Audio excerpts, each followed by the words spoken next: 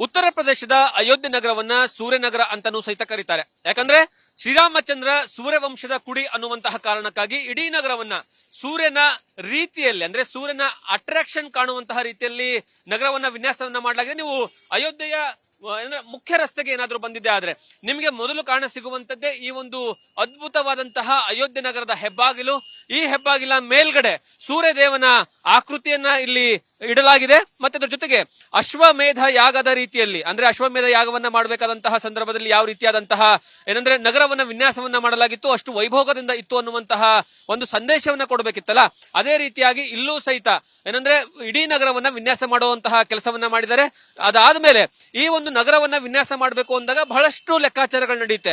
ಕಾರಣ ಏನು ಅಂದ್ರೆ ಇದು ಧಾರ್ಮಿಕ ಟೂರಿಸಂಗಾಗಿ ಬದಲಾವಣೆ ಆಗುವಂತಹ ಏನಂದ್ರೆ ನಗರ ಆಗುತ್ತೆ. ಮುಂದಿನ ದಿನಗಳಲ್ಲಿ 3 ಲಕ್ಷಕ್ಕೂ ಹೆಚ್ಚು ಜನ ಈ ಒಂದು ನಗರಕ್ಕೆ ಬರ್ತಾರೆ ಅನ್ನುವಂತಹ ಕಾರಣಕ್ಕಾಗಿ ಇಡೀ ನಗರವನ್ನ ಹೊಸ ರೀತಿಯಲ್ಲಿ ವಿನ್ಯಾಸವನ್ನ ಮಾಡಲಾಗಿದೆ. ವಿನ್ಯಾಸ ಮಾಡೋದಕ್ಕೂ ಸಹಿತ ಬೇರೆ ಬೇರೆ ನಗರಗಳಿಗೆ ಹೋಗಿ ಅಲ್ಲಿರುವಂತಹ ಇನ್ಫ್ರಾಸ್ಟ್ರಕ್ಚರ್ ಮತ್ತೆ ಮೂಲ ಸೌಕರ್ಯಗಳು ಏನಿದೆ ಅನ್ನುವಂಥದ್ದನ್ನ ಮಾಹಿತಿಯನ್ನ ಕಲೆ ಹಾಕುವಂತಹ ಕೆಲಸವನ್ನ ಮಾಡ್ತಾರೆ.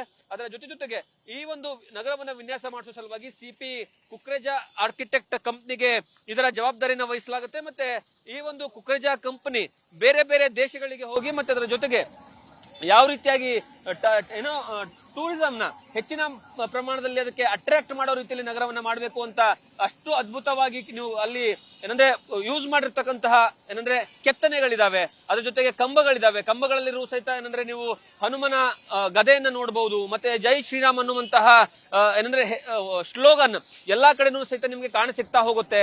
ಸೂರ್ಯನ ಆಕೃತಿಯ ಒಂದೊಂದು ಕಂಬಗಳ ಮೇಲೂ ಸಹಿತ ಅದನ್ನ ನೀವು ನೋಡಬಹುದು. ಅದರ ಜೊತೆಗೆ ಪ್ರಮುಖವಾಗಿ ನೀವು ತಿರುಪತಿ ತಿಮ್ಮಪ್ಪನ ದೇವಸ್ಥಾನ ಆಗಿರ್ಬೋದು, ಆಂಧ್ರ ಪ್ರದೇಶದಲ್ಲಿ ಅಥವಾ ಪಂಜಾಬ್ನ ಅಮೃತ್ಸರ್, ವ್ಯಾಟಿಕನ್ ಸಿಟಿಗೆ ಹೋಗಿರ್ತಾರೆ, ಕಾಂಬೋಡಿಯಾ ಹೋಗ್ತಾರೆ, ಜೆರುಸಲೇಂಗೆ ಹೋಗ್ತಾರೆ.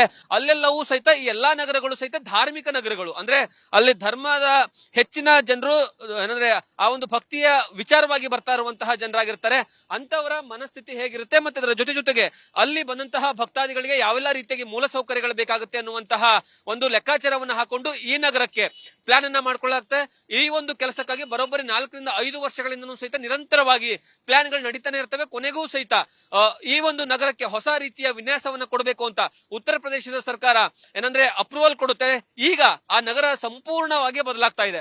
ನೀವು ಮೊದಲೇನಾದ್ರೂ ಈ ರಸ್ತೆಗಳಿಗೆ ಬರ್ತಾ ಹೋದ್ರೆ ಅಂದ್ರೆ ಉತ್ತರ ಪ್ರದೇಶದಲ್ಲಿರುವಂತಹ ಅಯೋಧ್ಯದ ಮುಖ್ಯ ರಸ್ತೆಗೆ ಬರಬೇಕು ಅಂದ್ರೆ ನಿಮಗೆ ಬರೋಬ್ಬರಿ ಒಂದು 30-40 ಅಡಿ ಮಾತ್ರ ರಸ್ತೆಗಳು ಸಿಗ್ತಾ ಇದ್ವು. ನೀವು ಒಳಭಾಗದಲ್ಲಿ ಹೋದ್ರೆ ಕೇವಲ 10 ಅಡಿ ರಸ್ತೆಗಳು ಮಾತ್ರ ಇರ್ತಾ ಇದ್ವು.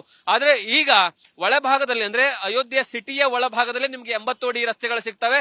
ಹೊರಭಾಗದಲ್ಲಿ ಬಂದ್ರೆ ನಿಮ್ಗೆ 120 ಅಡಿಯ ಏನಂದ್ರೆ ಡಬಲ್ ವೇ 2 ವೇ ರಸ್ತೆಗಳು ಸಹಿತ ನಿಮ್ಗೆ ಕಾಣ ಸಿಗ್ತಾ ಹೋಗುತ್ತೆ. ಅದರ ಕಾರ್ಯವೂ ಸಹಿತ ನಡೀತಾ ಇದೆ. ಇವಾಗ ಡಾಂಬರೀಕರಣ ಒಂದ್ ಕಡೆ ನಡೀತಾ ಇದೆ, ಮತ್ತೊಂದು ಕಡೆಗೆ ಪೇಂಟಿಂಗ್ ಕೆಲಸ ನಡೀತಾ ಇದಾವೆ, ಮತ್ತೊಂದು ರಸ್ತೆಯ ಫುಟ್ಪಾತ್ ಗಳನ್ನ ದೊಡ್ಡ ಪ್ರಮಾಣದಲ್ಲಿ ಅಗಲೀಕರಣ ಮಾಡಬೇಕು ಅನ್ನುವಂತಹ ಲೆಕ್ಕಾಚಾರದಲ್ಲಿ ತುಂಬಾ ಚೆನ್ನಾಗಿ ವಿನ್ಯಾಸವನ್ನ ಮಾಡಲಾಗ್ತಾ ಇದೆ. ಮತ್ತೆ ಇಡೀ ಅಯೋಧ್ಯೆಯ ಇತಿಹಾಸವನ್ನ ಸಾರುವಂತಹ ಚಿತ್ರಣಗಳು ಮತ್ತೆ ಪೇಂಟಿಂಗ್ಗಳು ಸಹಿತ ಕಾಣ ಸಿಗ್ತಾ ಹೋಗ್ತವೆ. ಹೀಗಾಗಿ ನಗರವನ್ನ ನೋಡ್ಬೇಕು ಅಂದ್ರೆ ನೀವು ಈಗ ಈ ಹಿಂದೆ ನೋಡಿದಂತಹ ಅಯೋಧ್ಯೆ ನಗರವನ್ನು ನೋಡಿರ್ತಕ್ಕಂತಹ ಜನರು ಮತ್ತೆ ಈಗ ಬಂದು ನೋಡಿದಂತಹ ಜನರಿಗೆ ಬಹಳಷ್ಟು ಡಿಫರೆನ್ಸ್ ಕಾಣಿಸ್ತಾ ಹೋಗುತ್ತೆ ನಿಮ್ಗೆ.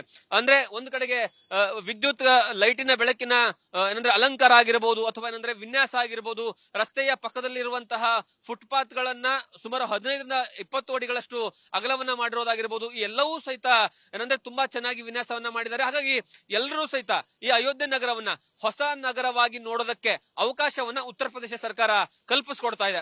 ಕ್ಯಾಮರಾ ಪರ್ಸನ್ ಮುರಳಿ ಜೊತೆಗೆ Jagadish Kashampur, news first, Ayodhya. News first ನಿರ್ಭೀತಿಯಿಂದ ನಿಮ್ಮ ಪರವಾಗಿ.